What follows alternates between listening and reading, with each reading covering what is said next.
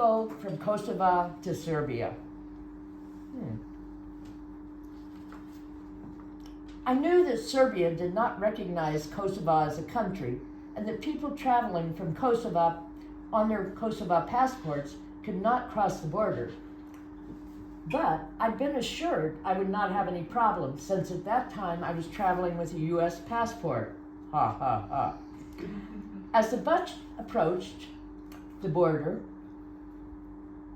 crossing, which was in the middle of nowhere, a Kosovo border guard collected all of our passports, and then we waited while the guard disappeared into a small building with them.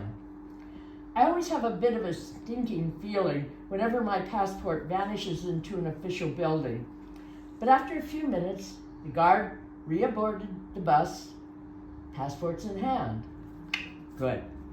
Next, our bus crawled to the Serbian border, where the Kosovo guard handed over our passports to the Serbian guard. We were all ordered off the bus and were told to bring our luggage and all personal items with us. After our luggage, handbags, and the bus were thoroughly searched, we were ordered back onto the bus. After a long wait, the Serbian guards boarded the bus, passports in hand. I made it to Serbia. Or so I thought.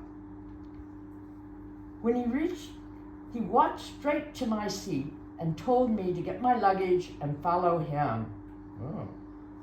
When we reached the building, an official was frowning down at my passport and pointing at the Kosovo entry stamp. He informed me he was polite, I guess, that he was very sorry, but he could not allow me to cross the border. It didn't matter what I said, or that I had a plane ticket to fly out to Beijing, China from Belgrade in a few days. My pleas fell on deaf ears. All he would say to me was that I could not cross the border. When I asked how I was supposed to get back to the town, he just shrugged his shoulders. As I watched my bus recede into the distance, I turned around, headed back to the Kosovo border, where my passport was stamped with another entry visa. When I asked the guard where and when I could catch a bus back to Pristina, he said, "No bus, no taxi." Great.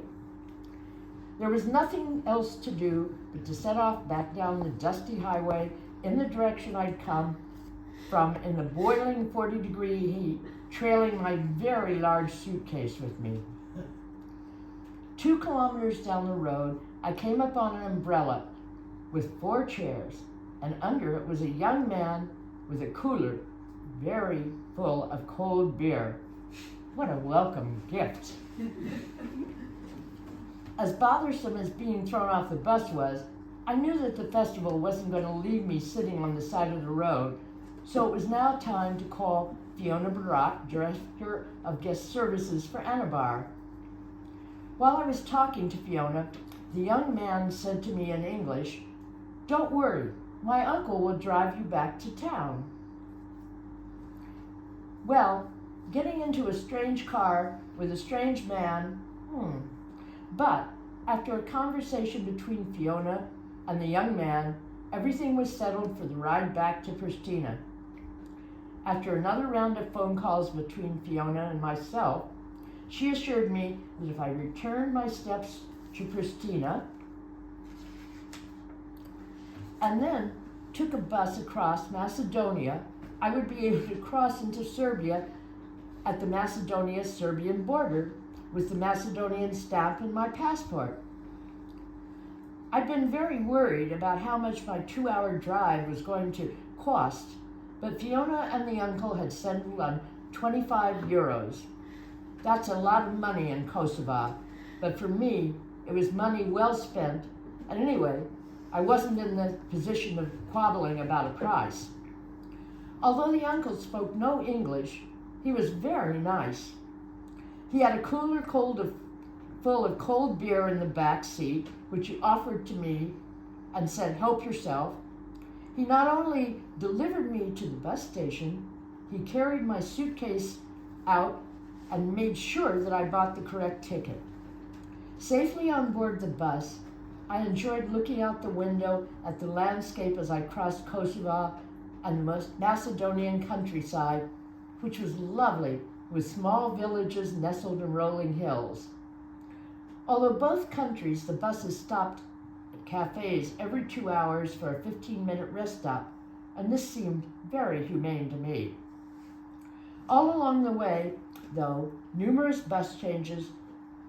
No matter what I went through, people were so helpful, making sure that I transferred onto the correct buses and sharing food and drink with me.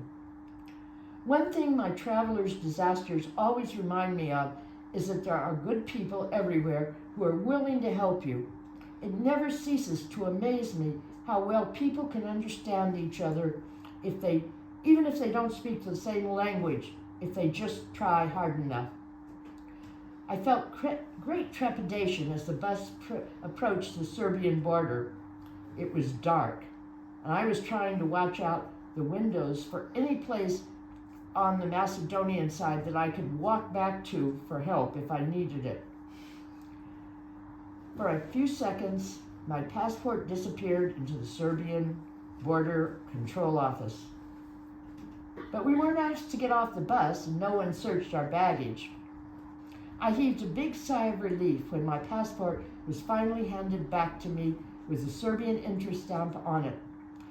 The bus rolled across the border, and I began the long trip to Belgrade, which was a very uneventful trip, except that there was no toilet on the bus, and there was no rest stop during the 7.5-hour trip. Oh, yes.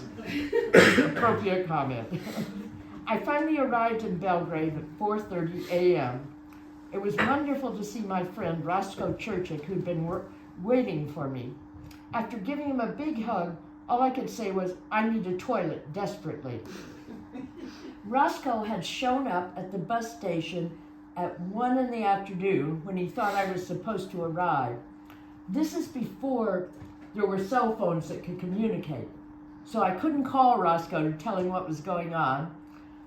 He was emailing Nick saying, "Where is Nancy?" But he stayed at the bus station and was there at midnight for me, took me to his home, had all kinds of food waiting, and most important, he had red wine waiting for me. So that's one adventure from my book.